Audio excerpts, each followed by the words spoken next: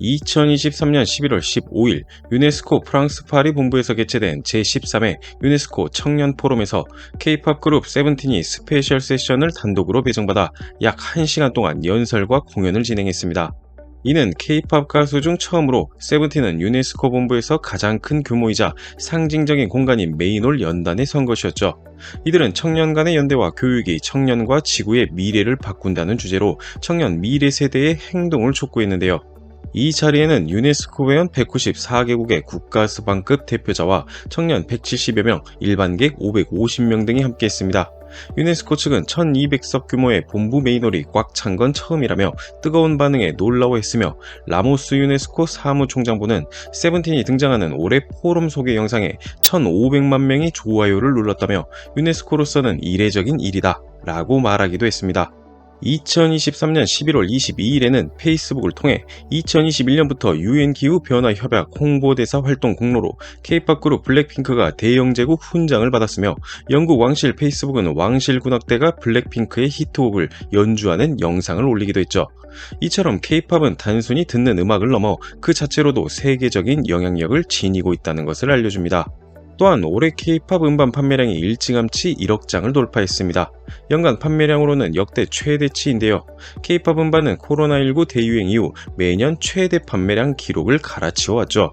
이런 다양한 성과의 빌보드 뮤직 어워드를 포함한 미국 주요 시상식은 K-POP 부분을 신설하기도 했습니다. 이렇게 장밋빛 미래가 펼쳐진 것처럼 보이지만 최근 미국을 포함해 각국 외신, K-POP 팬덤 사이에서는 미국 음악계가 K-POP을 여전히 차별하고 있다며 난리가 난 상태인데요. 바로 미국 최고 권위를 가진 그래미에 K-POP이 후보조차 낼 수 없었기 때문입니다. 심지어 미국에서 생기는 K-POP 부분 시상도 다른 측면으로 보자면 K-POP을 기존 팝과 다르게 분류하라는 게 아니냐는 말까지 나오고 있습니다. 오늘 트루코리아는 이에 대한 내용과 외신 반응을 살펴보고자 합니다.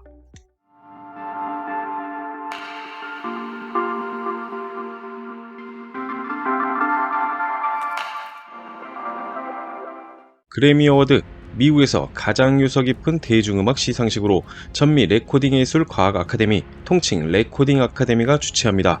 대중음악의 흐름을 주도하는 미국이라는 나라의 최대 시상식인 만큼 전 세계에서 가장 위상 있는 대중음악 시상식, 대중음악가라면 누구나 가장 받고 싶어하는 상이죠.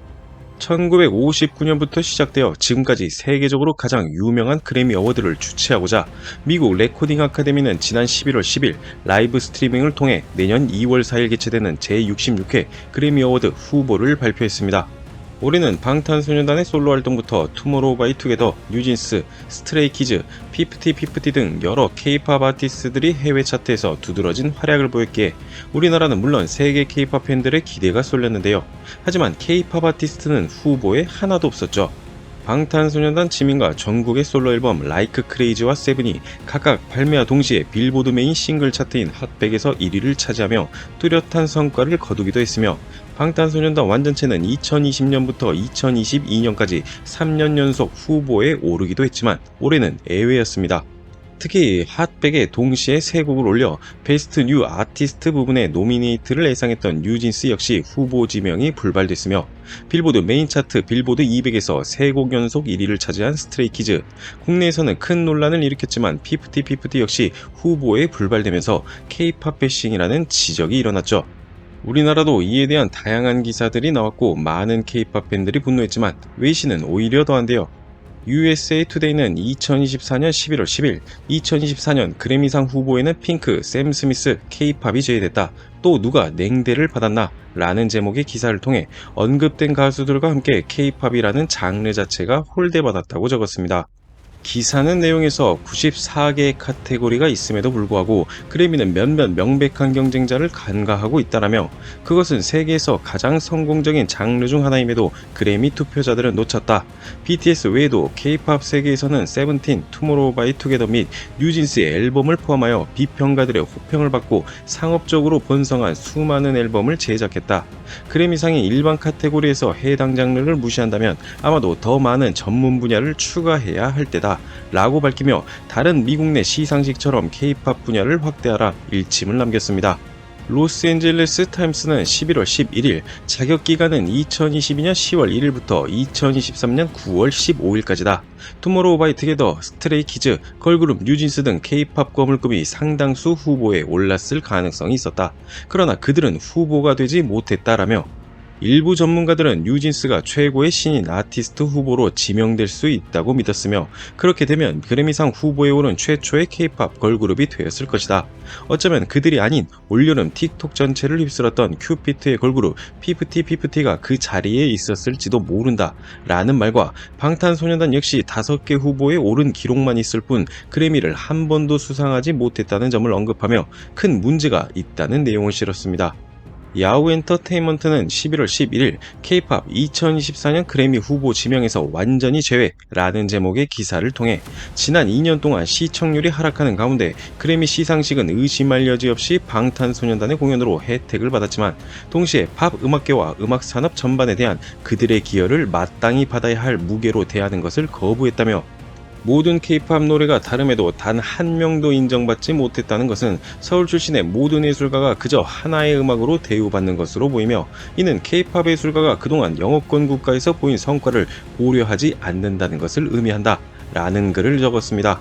한류가 거센 베트남 매체는 미국 산업대 K-팝 인정과 자제의 결합이라는 기사를 통해 올해 그래미의 K-팝 홀대뿐 아니라 이전 방탄소년단의 그래미 실패에 대한 기사를 시리즈로 작성했으며, 인도네시아 매체는 K-팝 아티스트에 대한 그래미의 이중기준 인정인가 제한인가 라는 기사를 통해 그래미가 K-팝 아티스트를 절대 지명하지 않는 이유를 묻습니다 라며 다양한 측면의 의문을 제기하기도 했죠. 그래미 논란 외에도 빌보드 어워드를 포함 미국 대중음악 시상식에서 K-팝 부분을 신설하는 것은 하나의 흐름이 되었는데, K-팝 부분이 신설되면서 K-팝 가수들에게 주요 부분의 수상 기회가 사라지는 것 아니냐는 우려도 나오고 있습니다. 실제 빌보드 뮤직 어워드가 올해 K-팝 관련 부분 4개를 신설하면서도 이외 주요 부분 트로피는 주지 않았는데요. 사실 이런 문제가 이번 한 번뿐이었다면 논란은 크지 않았을 것입니다. 저희 채널에서 이전에도 한번 다뤘지만 미국 음악계의 K-팝 견제는 잊을만 하면 언급되고, 또 이는 해외 팬들 사이에서 큰 논란이 되었습니다. 다만 미국 음악계 시상식에서 K-팝 부분을 신설하는 것, 그래미 어워드에 K-팝이 후보로 올라가지 못하는 것에 대해 차별이 아닌 다른 측면으로 바라보는 시선도 존재하는데요. 김도현 평론가는 K-팝 부분 신설은 미국의 대규모 음악 시장에서 화제를 일으키는 신진 장르로 K-팝을 인정한 것이라고 말했는데요. 또한 이번에 K-팝 부분이 없었다면 사실 후보에 오르는 것조차 어려웠을 것이라면서 초동 판매량, 차트 순위 등 단순한 팬덤 전략을 넘어서 바이럴을 확실하게 일으키거나 음악 시장에 영향력을 끼치는 등 좋은 음악에 대한 고민이 필요한 단계라고 덧붙였습니다. 정민재 대중음악 평론가는 K-팝의 영향력은 인정받았으나 서구 시장에서 크게 히트한 노래나 강렬한 인상을 남긴 가수는 없었다는 것을 방증한다 라는 분석을 내놓았는데요. 임진모 대중음악 평론가는 K-팝은 새로운 음악을 제시하지 못하고 기존 스타일을 반복해 위기를 자초했다면서, 그간 K-팝 시장은 양적인 성장에 집중했다, 이제는 질적인 성장이 중요하다 라고 말하며 K-팝 위기론을 언급하기도 했습니다. 미국 음악계는 정말 K-팝을 차별하고 있는 걸까요? 아니면 그저 우리 음악의 변화가 필요한 시기일까요? 여러분은 어떻게 생각하시나요?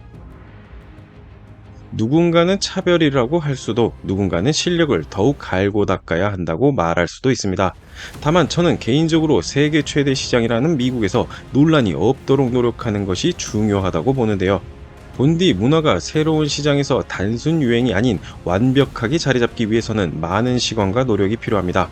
시상식은 매년 열리는 만큼 내년에는 우리 K-팝이 얼마나 발전했는지, 그리고 그들이 얼마나 논란을 없애기 위해 노력했는지 살펴볼 수 있겠죠. 부디 앞으로는 이런 말이 나오지 않았으면 합니다. 영상을 시청해주셔서 감사합니다. 구독과 좋아요는 영상을 만드는 데 큰 힘이 됩니다.